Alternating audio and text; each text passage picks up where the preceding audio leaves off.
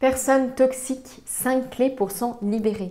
Bonjour à toutes et à tous, je suis Mylène Muller, je suis coach, je suis formatrice et j'ai créé cette chaîne Les Défis des Filles Zen pour vous apporter un maximum de clés pour avancer dans votre cheminement personnel. Et puis j'attire souvent beaucoup votre attention aussi sur les pièges de ce cheminement que je peux constater au quotidien avec les personnes que j'accompagne. Alors dans cette vidéo, j'aimerais vous partager 5 clés, 5 pistes pour se libérer de ce qu'on appelle personnes toxiques.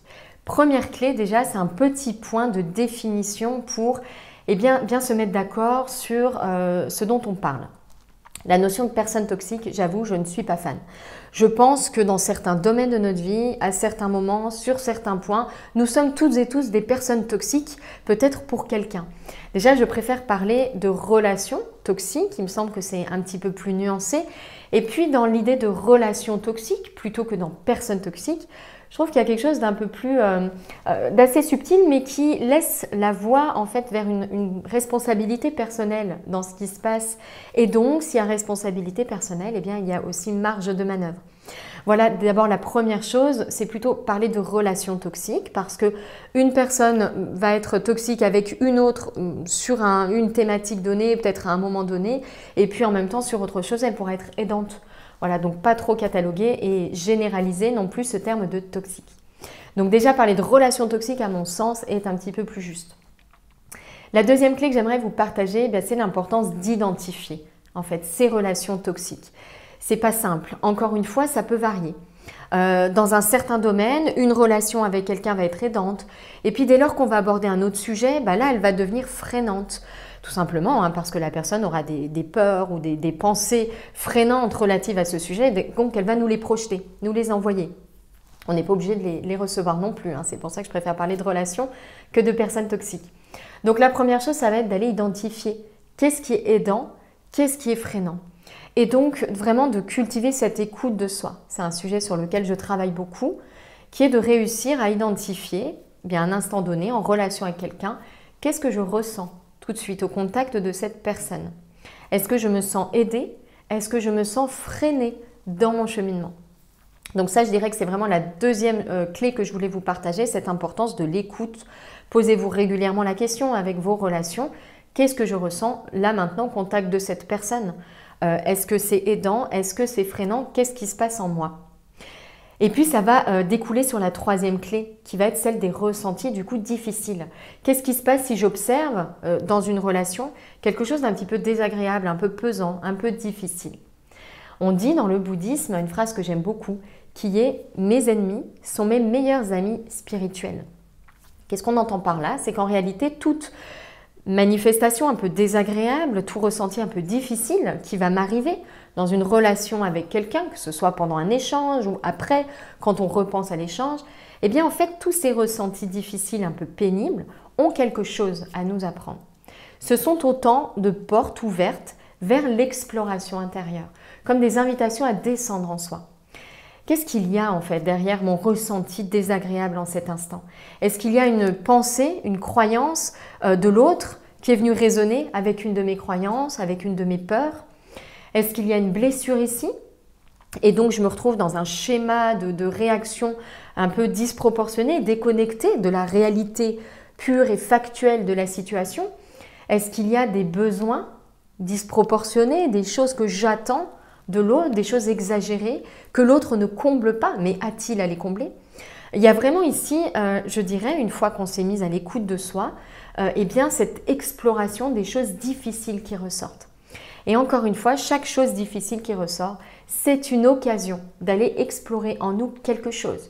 Une émotion, une blessure, un schéma, une croyance, un besoin non comblé, non satisfait. La quatrième clé que je voulais vous partager, c'est l'idée de trier ces relations. Alors certes, je viens de dire que nos ennemis sont nos meilleurs amis spirituels.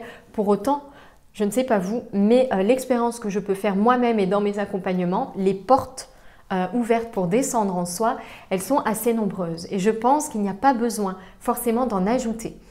Donc il est important, et il y a un outil que j'aime bien qui est la carte relationnelle. Vous pouvez par exemple faire une sorte de liste des relations, celles qui vous aident, celles qui sont plutôt neutres et celles qui vous freinent vraiment. Alors Cette carte relationnelle, elle va évoluer selon les moments, selon les domaines également. Par exemple, dans un projet de reconversion, je vais avoir des personnes qui, aidantes par ailleurs, vont se révéler freinantes et d'autres freinantes par ailleurs qui vont se révéler aidantes. Donc là, je dirais que ça va peut-être dépendre ce tri à faire, cet examen, de la thématique qui vous habite en ce moment, du besoin particulier que vous avez. Et donc, je vous invite à faire un petit peu ce tri, simplement pour identifier qui est-ce qui est aidant ici, qui est-ce qui est moins aidant ici.